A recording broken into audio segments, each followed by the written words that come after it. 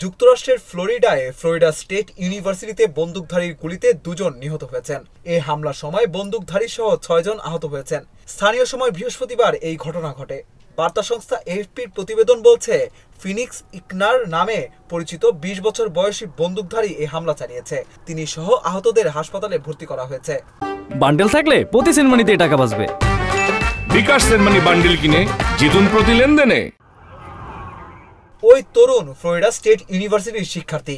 তিনি স্থানীয় ডেপুটি শেরিফের ছেলে। তিনি এমন একটি হ্যান্ডগান ব্যবহার করেছেন যেটি তার মা দায়িত্ব পালনের সময় ব্যবহার করতেন। ফ্লোরিডা অঙ্গরাজ্যের রাজধানী তালাহাসি লিওন কাউন্টির শেরিফ ওয়াল্টার ম্যাকনিল জানান, বন্দুকধারী আমাদের বাহিনীর এক কর্মকর্তার ছেলে। গুলিবিদ্ধ হওয়ার পর ইকনারকে হাসপাতালে নিয়ে যাওয়া হয়। তার অবস্থা তাৎক্ষণিকভাবে জানা যায়নি। দুপুরের খাবারের সময় গুলির সাথে সাথে ক্যাম্পাসটি তালাবন্ধ করে দেওয়া হয়েছে বলে জানিয়েছে কর্তৃপক্ষ।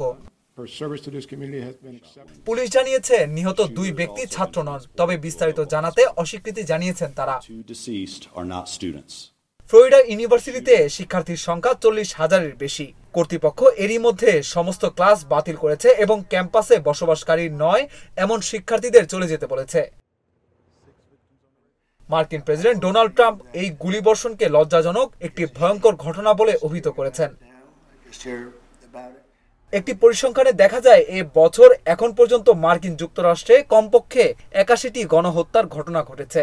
4 বা তার বেশি সংখ্যক লোককে গুলি করে হত্যা করা হয়েছে। এমন ঘটনাকে গণহত্যা ধরে এমন হিসাব করা হয়েছে।